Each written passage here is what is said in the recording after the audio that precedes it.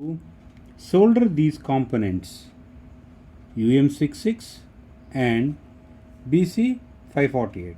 See, I am using a general purpose PCB, this board called general purpose PCB, like breadboard. We can do anything on this, but we have to solder. On breadboard we can connect with wires, but here we have to solder. So I just took a small piece. Now see, I am going to place UM66 IC in a triangle form, in a triangle, so that these pins won't be shorted. నేను ఇలా triangle లా place చేశాను. చూడండి ఒకసారి, 3 అంటే ఇలాగ place చేశాను నేను ఇట్లాగా. సో ఈ రెండు షార్ట్ అవ్వకుండా, ఈ రెండు షార్ట్ అవ్వకుండా మనకి హెల్ప్ అవుతుంది. ఇది UM66. ఇప్పుడు చూడండి, now I'm going to solder. మీలో ఎవరికైనా సోల్డరింగ్ వచ్చా? So this is the lead, this is the flux. So lead flux apply చేసి దిస్ ఈజ్ సోల్డరింగ్.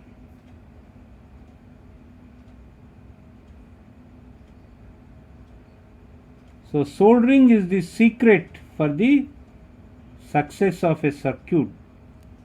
సో మీరు సోల్డరింగ్ బాగా చేయాలి.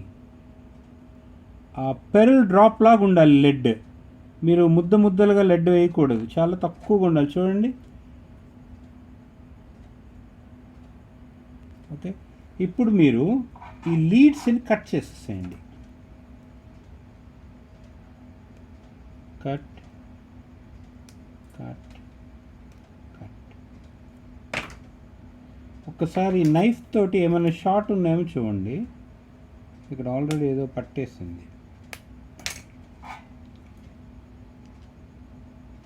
Okay, so 3 are separate now. So మనం అనుకున్నట్టుగా పిన్స్ ఏంటంటే ఇటుపక్కది అండి, ఇటుపక్కది 3rd, మధ్యది 2nd, ఈ చివరిది 1.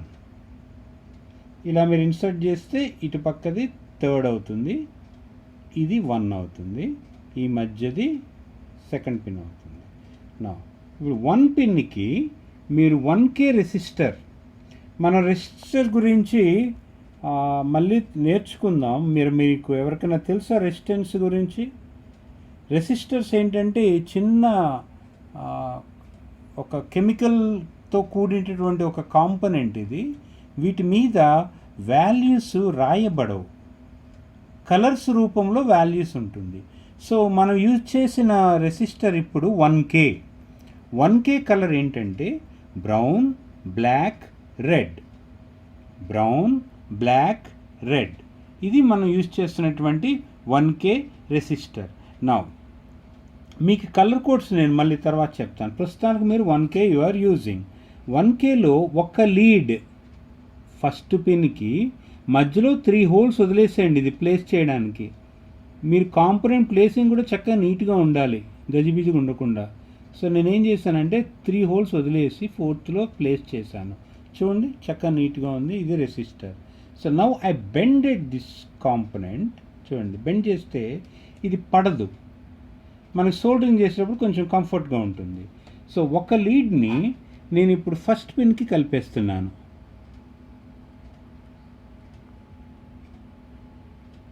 సోల్డర్ చేస్తాను. ఇంకోటి ఇప్పుడు బేర్గా సోల్డర్ చేస్తున్నాను, తర్వాత చెప్తాను అది ఎక్కడ కలుపుతాము. Okay, I soldered. This is UM66, ఇది 1K. UM66 ఫస్ట్ పిన్కి 1K కలిపేసాము. నౌ అగైన్ ఇది కట్ చేసేయాలి. మీకు చాలా పేషెన్స్ ఉండాలి మీరు ఏమాత్రం చిరాకు పడ్డా సర్క్యూట్స్ అవుట్పుట్ రావు. నౌ ఇప్పుడు నెక్స్ట్ BC548 ట్రాన్సిస్టర్. సో మనం అనుకున్నట్లుగా ఈ విధంగా ఉన్నప్పుడు ఇది బేస్, ఇది ఎమిటర్, ఇది బేస్, ఇది కలెక్టర్. చూడండి, ఇది ఈ ఫ్లాట్ సైడ్ మీ పక్కన ప్లేస్ చేసుకున్నప్పుడు ఇది ఎమిటర్, ఇది బేస్, ఇది కలెక్టర్. నౌ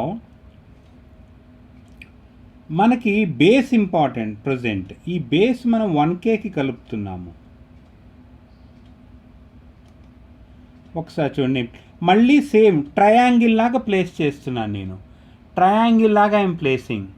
ఎందుకంటే ఈ రెండు షార్ట్ అవ్వకుండా ఉండడానికి ఇవి కొంచెం హెల్ప్ అవుతాయి మనకి. నా బేస్కి 1K బెండ్ చేసేసాను చూడండి. ఇప్పుడు ఈ ఎమిటర్ పక్కకి బెండ్ చేశాను, ఈ కలెక్టర్ పక్కకి బెండ్ చేశాను. Now we are going to solder. మళ్ళీ ఫ్లక్స్ లెడ్. ఈ లెడ్ ఎప్పుడు కూడా వెట్టుగా ఉండడానికి ఫ్లక్స్ మనకి హెల్ప్ అవుతుంది. అలాగే లెడ్. మీకు ఒక క్వశ్చన్, సోల్డరింగ్ ఐరన్ టెంపరేచర్ ఎంత? మీ అంతటి మీరు నాకు కామెంట్ బాక్స్లో పెట్టండి. సోల్డరింగ్ ఐరన్ టెంపరేచర్ ఎంత? Melting point of a lead, nothing but it's the soldering iron temperature వస్తుంది. లెడ్ కాంపౌండెంట్ కూడా మీరు చెప్పండి కామెంట్ బాక్స్లో. Now again I am cutting these leads. Okay, మనం అనుకున్నటువంటి 3 కాంపోనెంట్స్ మనము కలిపాము. UM66 IC, 1K and transistor. ఇప్పుడు పాజిటివ్ నెగిటివ్స్ కలుపుదాం. నెగిటివ్ ఎమిటర్ అవ్వాలి ఒకటి, ఇంకోటి థర్డ్ పిన్ అవ్వాలి. సో నేను ఏం చేస్తాను అంటే బ్లాక్ వైర్ ఒకటి తీసుకొని, ఒక చిన్న వైర్ పీస్ తీసుకొని, now I'm shorting these both. మళ్ళీ వైర్కి ఫ్లక్స్ అప్లై చేయాలి. మీరు చాలా పేషెన్స్గా సోల్డరింగ్ చేసుకోవాలి. ఒకవేళ ఇంట్రెస్ట్ కానీ కోల్పోయినట్లయితే మీరు ప్రాజెక్ట్ కాసేపు చేయడం ఆపేసేయండి. ఒక హాఫ్ అన్ అవర్ కానీ 1 అవర్ వేరేది ఏదైనా వర్క్ చేసి మళ్ళీ ఇంట్రెస్ట్ వచ్చినప్పుడు ఈ సర్క్యూట్ దగ్గరికి రండి. మీరు చిరాగ్గా కానీ చేశారంటే ఈ అవుట్పుట్స్ పోయే ప్రమాదం ఉంది. నౌ ఎమిటర్కి నేను వైర్ సోల్డర్ చేస్తున్నాను.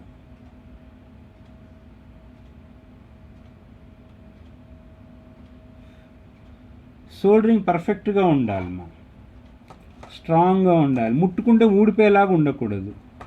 అలా అని చెప్పి గట్టిగా లాగి చూడమాకండి. జస్ట్ ఒక చూడండి. ఓకే, ఎమిటర్ ట్రాన్సిస్టర్కి ఇచ్చేసాను. ఇప్పుడు థర్డ్ పిన్కి నేను మళ్ళీ ఐసీ థర్డ్ పిన్కి నేను మళ్ళీ ఇంకొక ఎండ్ని సోల్డర్ చేస్తున్నాను.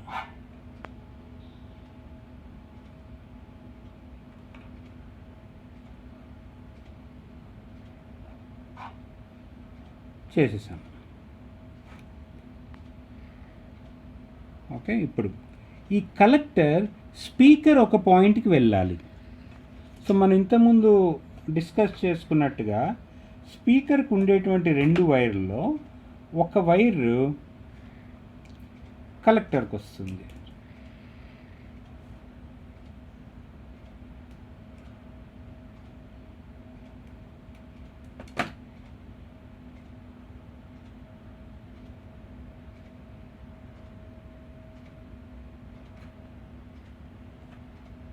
It's not coming. ఒక వైర్ కలెక్టర్కి వచ్చేసి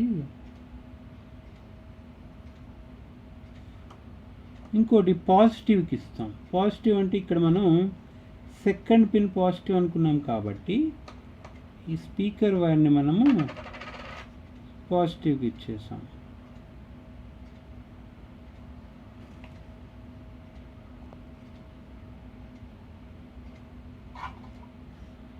పాజిటివ్కి ఇచ్చేసాం, ఇది సెకండ్కి ఇచ్చేసాం. ఇప్పుడు మనం పవర్ సప్లై కోసం బ్యాటరీ, ఈ బ్యాటరీ కేస్లో ఉండేటువంటి రెడ్ది పాజిటివ్. ఇవి international standards. Red is positive, black is negative.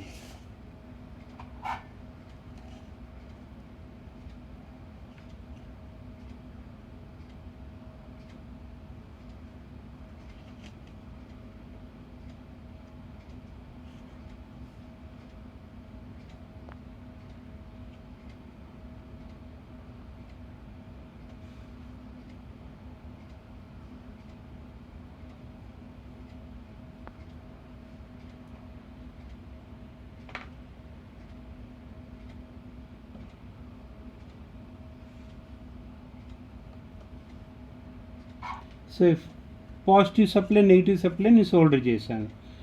Everything is correct, you will getting the music.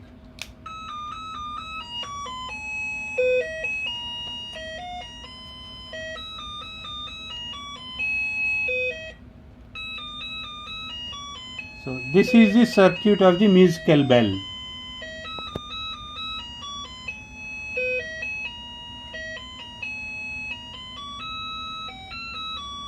I hope you enjoyed this musical bell.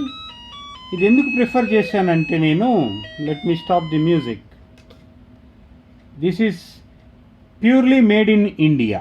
మనం మ్యూజికల్ బెల్ కొనుక్కోవాలంటే 300 అలా ఖర్చు చేయాలి. కానీ ఒకసారి కాంపోనెంట్స్ చూడండి. ఈ స్పీకర్ ఒక 10 రూపీస్, ఈ transistor 1 rupee, 50 paise this resistor and 5 rupees this IC.